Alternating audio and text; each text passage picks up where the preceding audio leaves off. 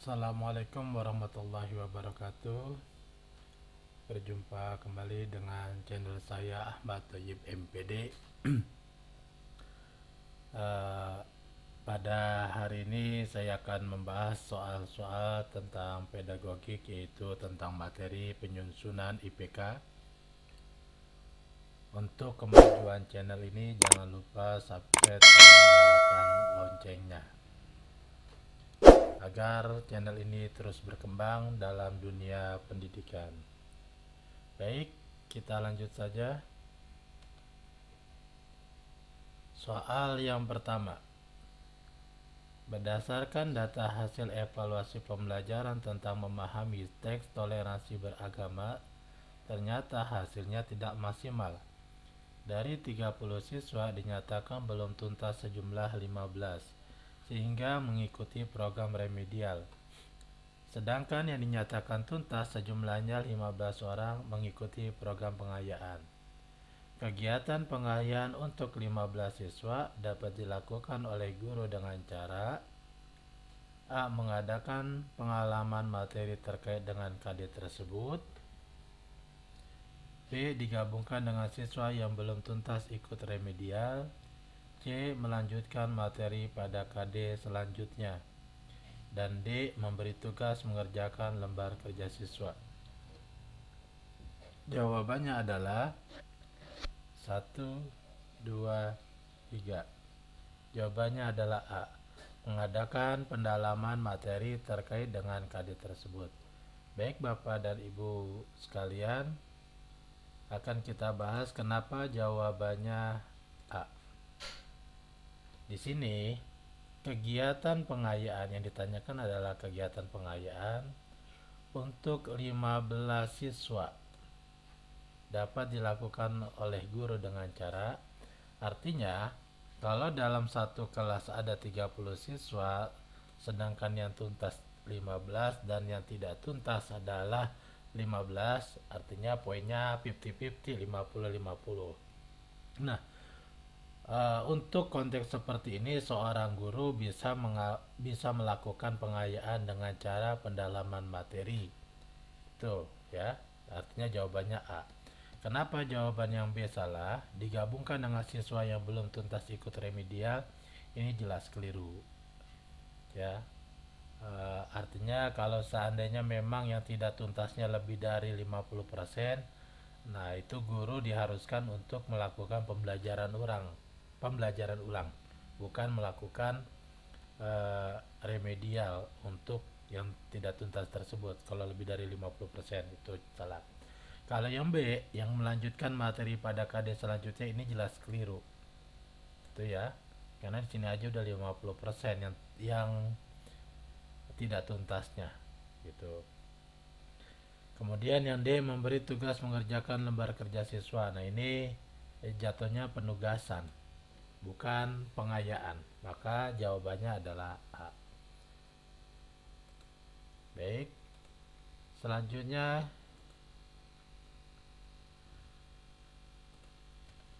kita masuk pada soal berikutnya. Perhatikan rumusan kompetensi berikut ini. 3.1 Menganalisis makna al-asmaul husna, yaitu asyamad, al-muqtadir, al-muqaddimin, dan al-baqi sesuai dengan kompetensi tersebut. Rumusan indikator pencapaian kompetensi atau IPK yang benar adalah A. Membaca al-asmaul husna. B. Mendemonstrasikan hafalan al-asmaul husna. C. Menganalisis al-asmaul husna. Dan D. Mengevaluasi al-asmaul husna. Jawaban yang benar adalah 1, 2, 3. Jawabannya adalah C. Baik Bapak dan Ibu sekalian, akan kita bahas kenapa jawabannya C. Perhatikan soal di sini tentang indikator, ya. Sebelum indikator ada namanya KD. Di sini KD-nya adalah menganalisis. Nah, oke, ini udah jelas. Kalau poin A itu membaca al-asmaul husna, ini termasuk soal yang lot. pemahaman. Yang kedua adalah mendemonstrasikan, ini juga kurang tepat. Nah, di sini yang C itu menganalisis, artinya jawabannya sudah ada di sini. Ya, sesuai dengan KD tersebut ya. Jelas yang D otomatis salah ya, karena jawabannya di sini tertara dengan jelas. Kalau KD-nya menganalisis, pasti IPK-nya juga menganalisis gitu ya. Kecuali dalam KD tersebut belum ditentukan kategori testimoni belumnya atau KKO-nya, nah itu bisa berbeda jawabannya. Tapi karena di sini KD-nya sudah ditentukan tentang KKO-nya, ya maka secara otomatis IPK-nya juga mengikuti dengan KKO tersebut. Oke, itu jawabannya. Baik, selanjutnya kita masuk pada soal berikutnya. Perhatikan contoh indikator pencapaian kompetensi atau IPK berikut ini. Menyusun peta konsep tentang intisari dalam surat Al-Kafirun, surat Al-Maidah ayat 2 dan 3, kemudian Al-Hujarat ayat 12 dan 3 tentang perilaku toleran, simpati, waspada, berbaik sangka, dan hidup rukun. Kriteria IPK bermuatan pembelajaran abad 21 dan karakter ditunjukkan pada A. Materi pelajaran, B. Level pengetahuan, C. Ayat Al-Quran, dan D. Perilaku penyusunan. Jawabannya yang tepat adalah 1, 2, 3. Jawabannya adalah D, yaitu perilaku penyusunan. Baik, Bapak dan Ibu sekalian, akan kita bahas kenapa jawabannya itu D. Di sini pertanyaan intinya itu ada di bawah. Kriteria IPK bermuatan abad 21. Nah, ini abad 21 ya. Dan karakter ditunjukkan pada, kalau materi pelajaran di sini, materi pelajaran itu sudah ditentukan. Nah, bagaimana kalau dalam dunia pendidikan itu sudah ditentukan oleh Permendikbud. Materinya apa, KI-nya apa, KD-nya apa, itu sudah ditentukan. Ini jelas keliru ya. Contoh seperti ini. Ini surat Al-Kafirun, surat Al-Maidah, ini sudah ditentukan. Kemudian level pengetahuan. Kalau level pengetahuan itu kriterianya bukan masuk pada pembelajaran abad 21, tapi masuk kategori adalah KKU atau dalam teori testimoni Bloom. Ya, ada menganalisis, mengevaluasi, mencipta, nah itu yang hotnya. Kemudian ada memahami, menerapkan, itu yang lotnya. Contoh seperti itu. Ini jelas keliru ya. Nah, kemudian yang C yaitu ayat Al-Quran. Nah, di sini kalau ayat Al-Quran ini sebenarnya tidak jauh dengan pilihan yang A, yaitu materi pelajaran, masuknya seperti itu. Nah, maka jawabannya tepat adalah perilaku penyusunan. Kenapa perilaku penyusunan? Karena dalam penyusunan IPK, seorang guru itu harus memahami tentang karakter materi tersebut, kemudian strategi dan metode pembelajarannya seperti apa, dan itu harus disesuaikan. Nah, karena di sini yang diminta penyesuaiannya tentang abad 21 dan karakternya yang ditunjukkan seperti apa, maka IPK dari soal ini yaitu lebih tepat masuk pada perilaku menyusun. Oke. Itu. Selanjutnya kita masuk pada soal berikutnya. Perhatikan KI dan KD dan IPK berikut. KI 1. Memahami pengetahuan faktual, konseptual, dan prosedural dengan cara mengamati, yaitu mendengar, melihat, membaca. Berdasarkan rasa ingin tahu tentang ilmu pengetahuan, teknologi, seni, dan budaya terkait fenomena dan kejadian tampak mata. Yang kedua, mencoba, mengolah, dan menyaji dalam ranah konkret, yaitu menggunakan, mengurai, merangkai, memodifikasi, dan membuat. dan ranah abstrak, yaitu menulis, membaca, menghitung, menggambar, dan mengarang sesuai dengan yang dipelajari di sekolah dan sumber lain yang sama dalam sudut pandang atau teori. Nah, KD-nya menyimpulkan keterkaitan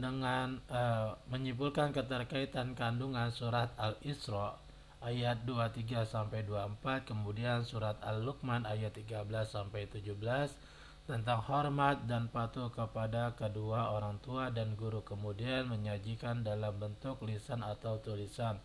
Indikator pertama dari KD pertama, membuat laporan tertulis kesimpulan keterkaitan kandungan surat Al-Isra ayat 23 dan 24, kemudian surat Al-Luqman ayat 13 sampai 17, kemudian tentang hormat dan patuh kepada kedua orang tua dan guru.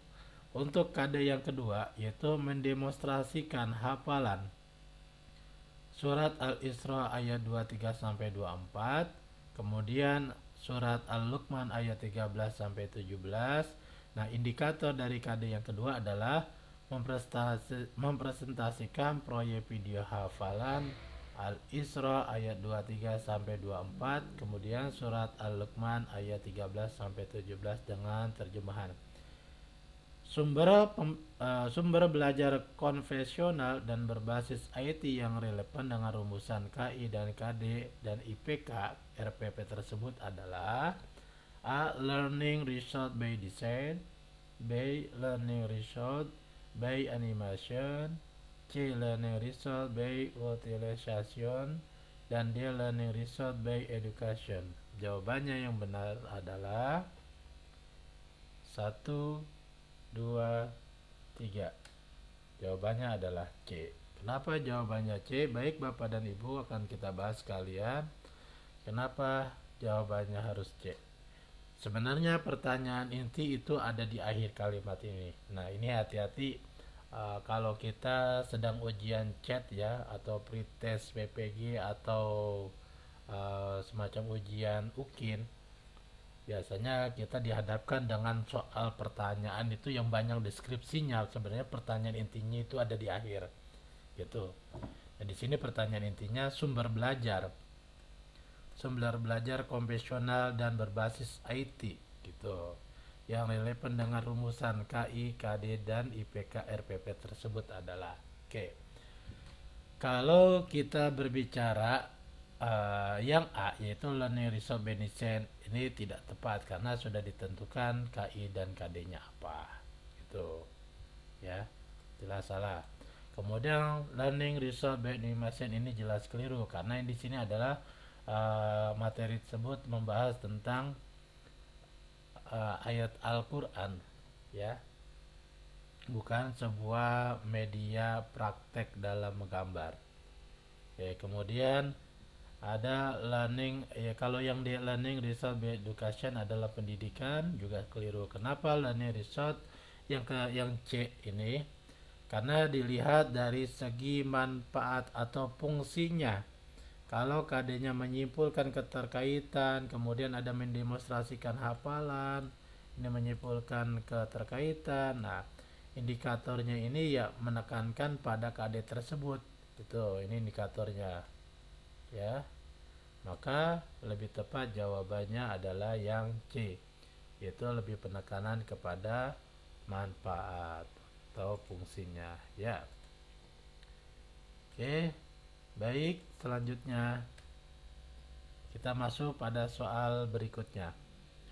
Pertanyaan dalam soal berikut, pembelajaran abad 21 mengikuti model pengembangan kemampuan berpikir kritis, kreatif, inovatif, dan kolaboratif. Guru bertugas mengembangkan rencana pembelajaran yang berbasis model tersebut.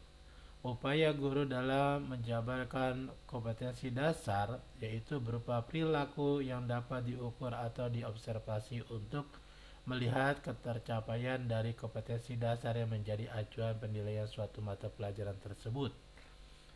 A. Kompetensi inti, B. Kompetensi dasar, C. Indikator pencapaian kompetensi, dan D. Strategi pembelajaran. Jawabannya yang tepat adalah 1, 2, 3. Jawabannya adalah C. Baik Bapak dan Ibu sekalian, akan kita bahas kenapa jawabannya C. Perhatikan di sini.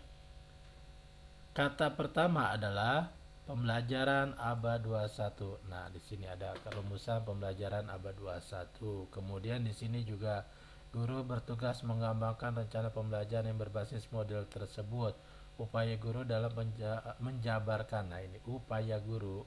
Di sini ada kata upaya guru dalam menjabarkan kompetensi dasar, yaitu berupa perilaku yang dapat diukur atau diobservasi. Nah, oke.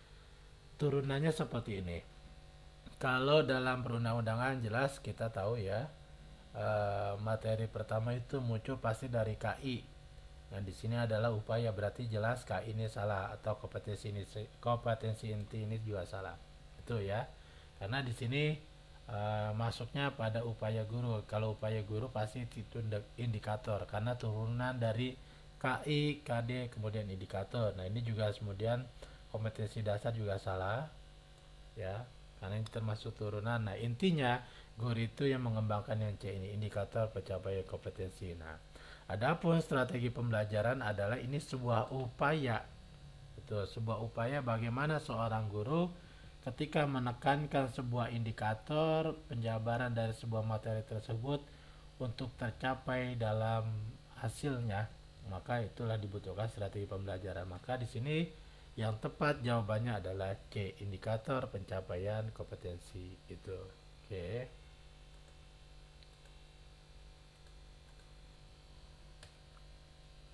Selanjutnya kita masuk pada soal berikutnya. Pengajaran abad 21 menuntut guru untuk lebih banyak bergerak sejalan dengan perubahan teknologi yang begitu cepat.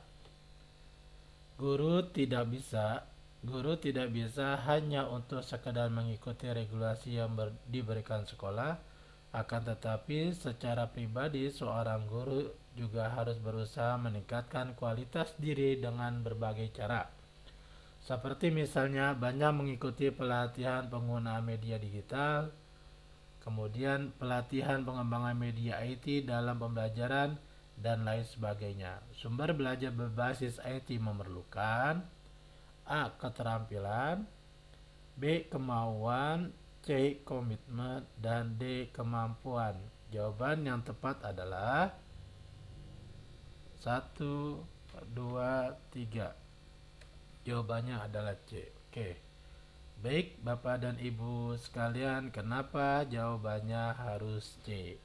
Nah, di sini di era abad 21 seorang guru itu dituntut untuk mahir dalam IT. Itu ya, mahir dalam IT. Maka seorang guru itu perlu dia harus banyak referensi, terutama menggunakan IT di zaman sekarang ini. Nah, oke.